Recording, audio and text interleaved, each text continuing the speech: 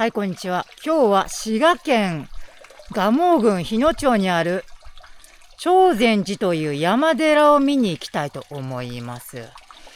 今車ここ置いてるんですけど、長禅寺のパーキングエリアが上にあるんですよね。ですけど、この坂登りきらなかったので、車はここに置いていきます。この車の隣には、住職さんの禅道場があります。禅上林というみたいですね。ここで座禅とかしてたのかなっていう感じです。はい。ではね、この下下っていくと、長禅寺につながる山道があるみたいなんでね、見に行きたいと思います。長禅寺はこの辺りから道がつながっているようです。この橋を渡っていきます。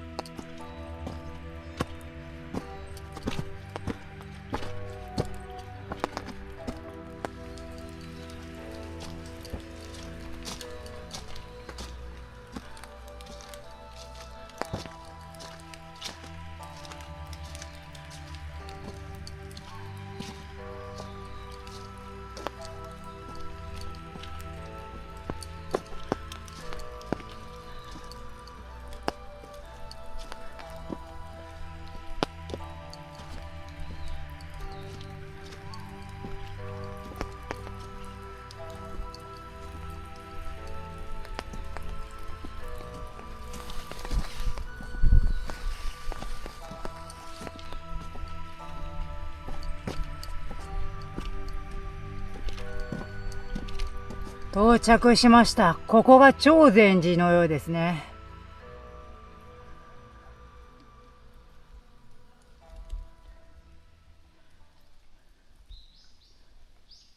それでは見ていきましょう。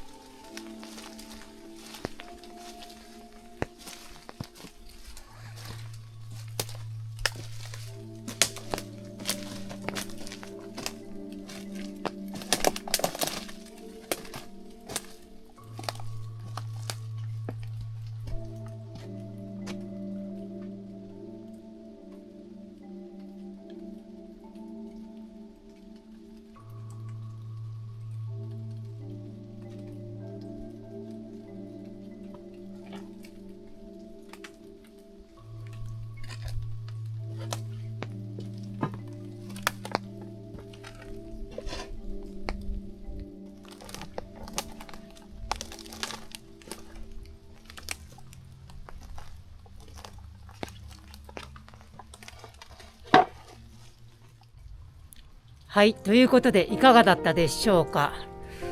この長禅寺はもう本堂はもう倒壊して、あとは大木とか結構見どころはありましたね。本堂が立っていた時にね来られればよかったんですけど、もう倒壊してしまっています。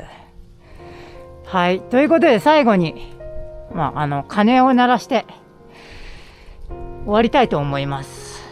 はい。